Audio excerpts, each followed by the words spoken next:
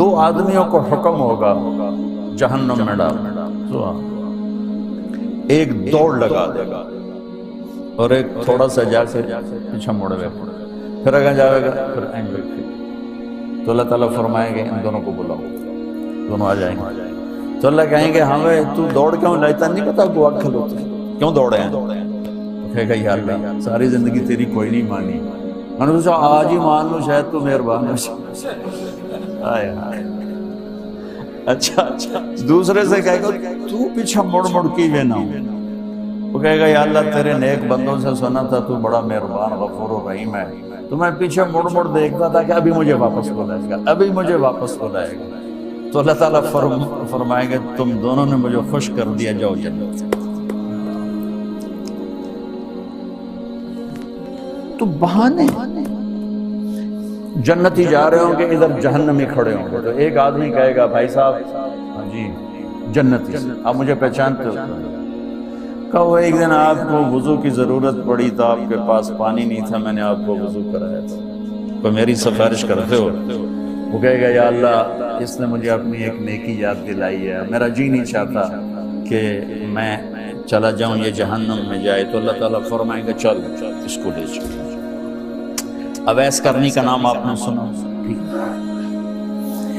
ان کے بارے میں اللہ کے نبی نے فرمایا حضرت عمر سے، اویس عمر تیرے دور میں ایک شخص آئے گا مدینے سے، اس کا نام ہوگا اویس بن عامر، قبیلہ ہوگا مراد، اور اس کی شاخ ہوگی قرن، جس کو ہم کہتے ہیں اویس کرنی، اس کی شاخ ہوگی قرن، رنگ کا ہوگا کالا، قد ہوگا درمیانہ، اور ایک سفید نشان اس کے جسم پر ہوگا۔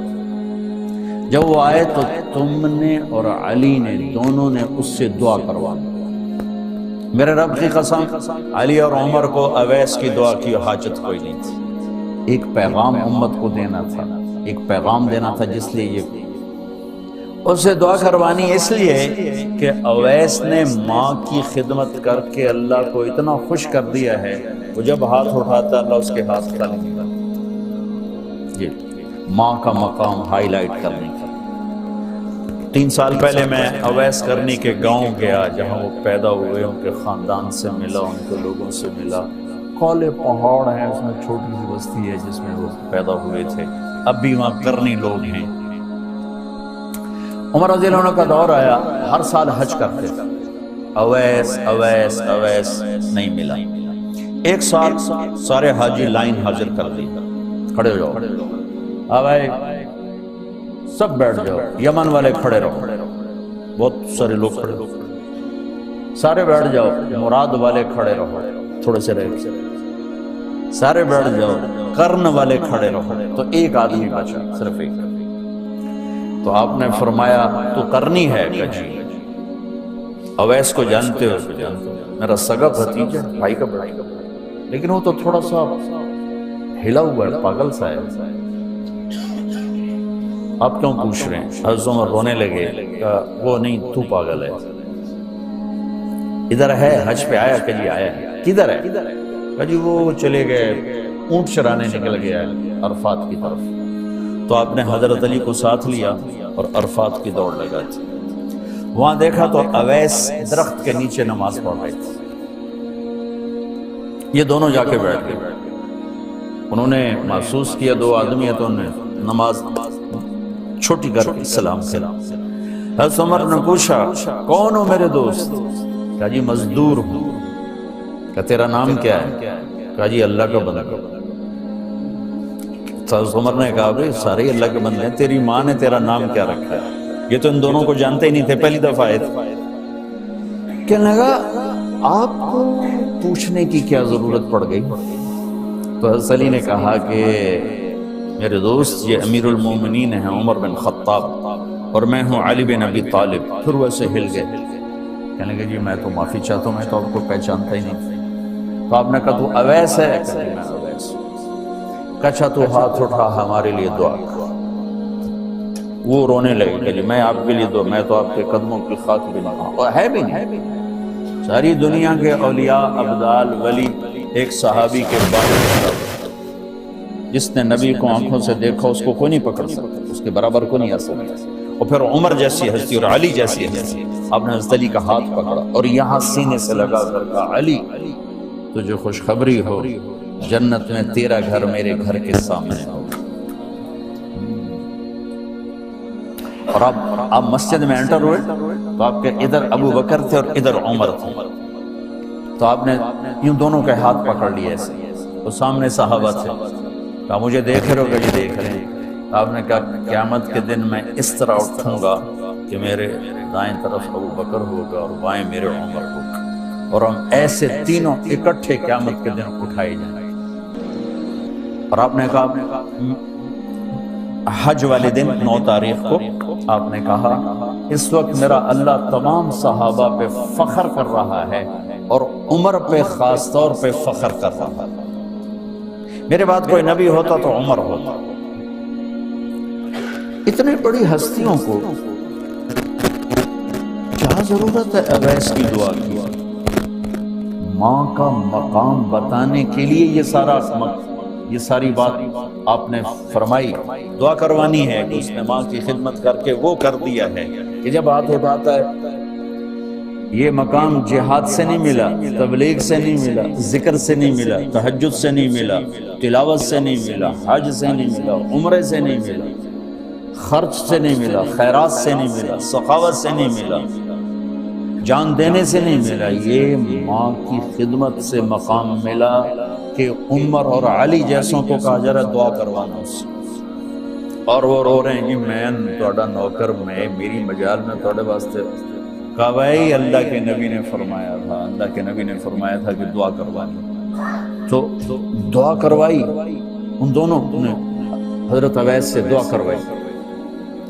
حضرت عمر نے فرمایا میرے پاس رہو گے؟ کہ نہیں میں آپ کے پاس نہیں رہوں۔ کہاں رہو گے؟ کہ میں کوفے رہوں گا۔ تو آپ نے فرمایا کوفے کے گورنر کو خط لکھ دوں؟ تو کہا جی نہیں میں تو عام لوگوں میں رہوں گا، خط نہیں لکھنے۔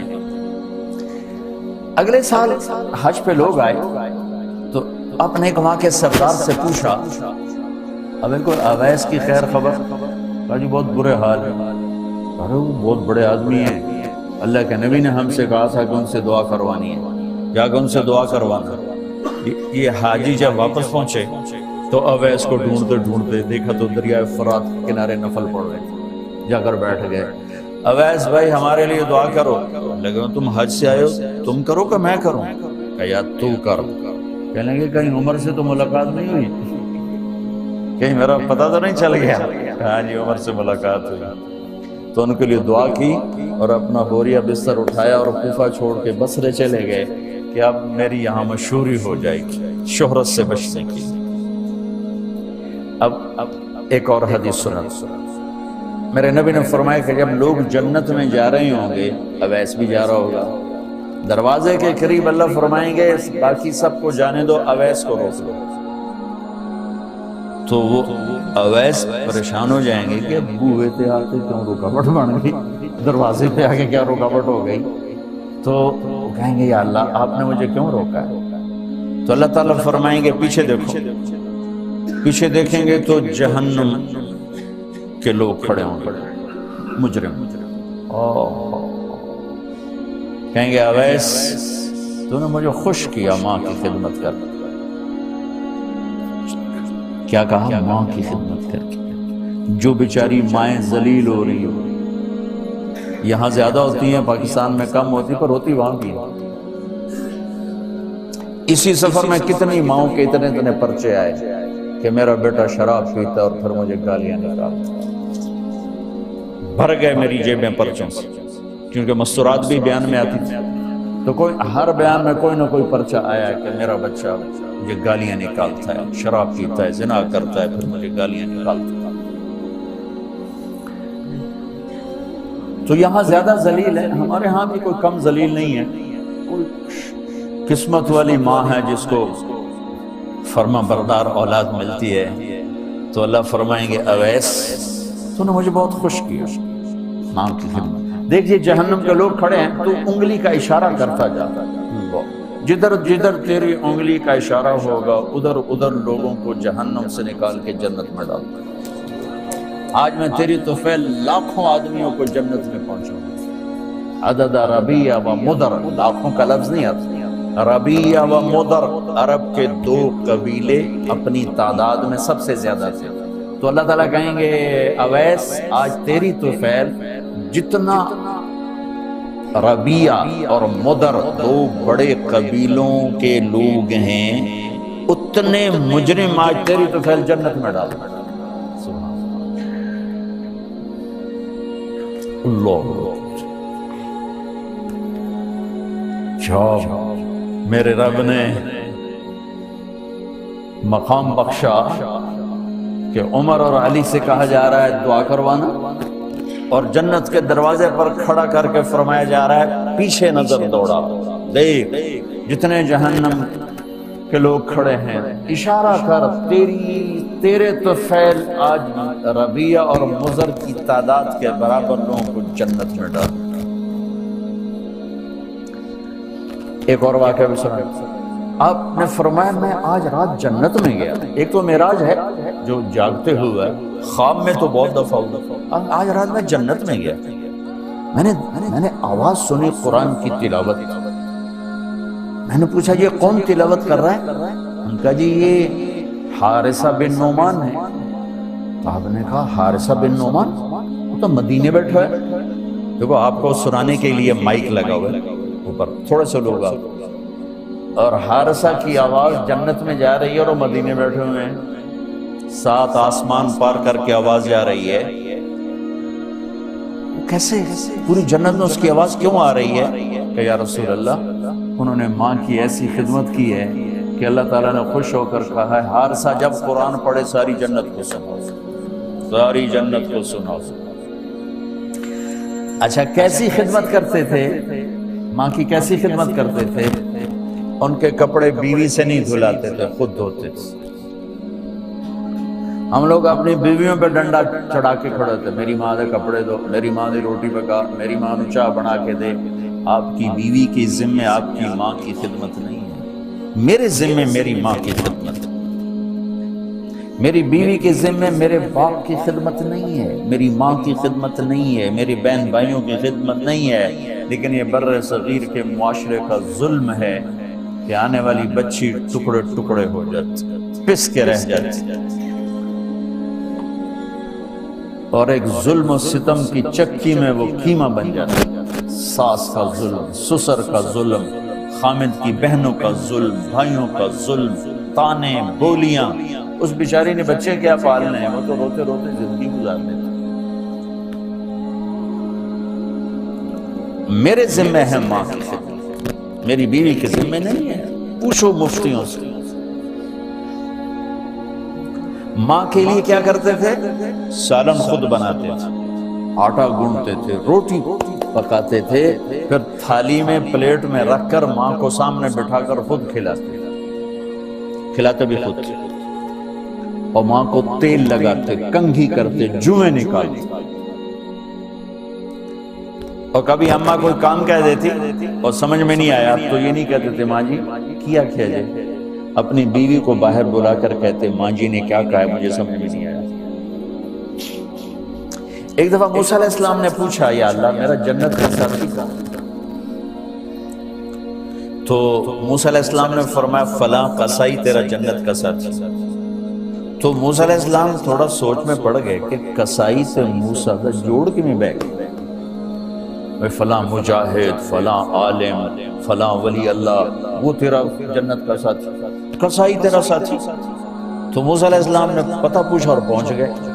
تو وہ گوشت کی دکانوں میں ایک دکان اس کے پیچھے میں بٹھا چوکڑی مار کے تھا اپنا بیچی جاندے تھے، ٹکی جاندے۔ کوئی موسیٰ علیہ السلام کو اسپیشل چیز نظر نہیں آئی۔ جب شام کو وہ چلنے لگا، جب وہ اس کا گوشت ختم ہو گیا تو اس نے ایک ٹوٹا تھیلے میں ڈالا اور چل پڑا، موسیٰ علیہ السلام کے ساتھ چل پڑا۔ وہ گھر پہنچا تو موسیٰ علیہ السلام نے کہا میں آ جاؤں؟ جی آ جاؤ۔ اس نے وہاں جا کے کیا کیا، بوٹیاں بنا کے ہانڈی چڑھا دی، پھر آٹا نکال کے گوندھا، اس کو نرم ہونے رکھنا، سالن تیار کیا، پھر روٹی تیار کیا، ٹرے میں رکھا۔ ایک عورت اس طرح پڑی تھی، اس کو جا کے ہلایا، ماں جی، آنکھ کھولی، ایک ہاتھ سے اٹھایا، سہارا دیا، دوسرے ہاتھ سے نوالے بنا بنا کے کھلاتا رہا، کھلاتا رہا، کھلاتا رہا۔ تو اس نے یوں سر ہلایا، مطلب میری بس، تو اس کا منہ صاف کیا اور اس کو سہارا دے کے لٹانے لگا تو کچھ بڑبڑائی۔ موسیٰ علیہ السلام ذرا فاصلے پر تھے، سن نہیں سکی کیا کہا۔ موسیٰ علیہ السلام نے فرمایا میرے بھائی یہ کون ہے؟ کہا جی میری ماں ہے، اور میں جب صبح جاتا ہوں نا کام پر تو اس کے سارے خدمت کر کے روٹی پانی کھلا پلا پھر میں جاتا ہوں، پھر جب شام کو واپس آتا ہوں تو پہلے میں اس کی یہ خدمت کرتا ہوں۔ بیوی سے نہیں کہا، خود کیا۔ ہم اپنی بیویوں کو کتنا ذلیل کرتے ہیں، اور 99% جو ساس ہے وہ نیگیٹو ہے اور ظالم ہے۔ 99% ساس نیگیٹو ہے اور ظالم ہے، اور ہمارے بچوں کو ہوش نہیں کہ میری ماں ہے، میری ماں ہے۔ ماں کی وجہ سے بیوی کو تباہ نہ کرو، اور بیوی کی وجہ سے ماں کو تباہ نہ کرو، اس میں بیلنس کرو۔ بیوی کے عشق میں ماں باپ ذلیل نہ ہو، اور ماں باپ کے عدم میں بیوی ذلیل نہ ہو۔ یہ دونوں نوحے میں سن رہا ہوں، اس لیے بول رہا ہوں، دکھ سے بول رہا ہوں۔ کہا جی میں شام کو پھر اس کی خدمت کرتا ہوں، اب بچوں کو بعد میں دیکھتا ہوں۔ کہا اچھا یہ بتا یہ کیا کہہ رہی تھی؟ لٹا رہے تھے۔ کہنے لگا جی بس ماں جو ہوئی جب بھی خدمت کرتا ہوں تو کہتی اللہ تجھے جنت میں موسیٰ کا ساتھی بنا۔ میں تو جی کمی کسائی تھے اور موسیٰ کلیم میرا دا کی جوڑ۔ میں کہا پترا تیرا جوڑ بنا چھڑے تیرے ماں۔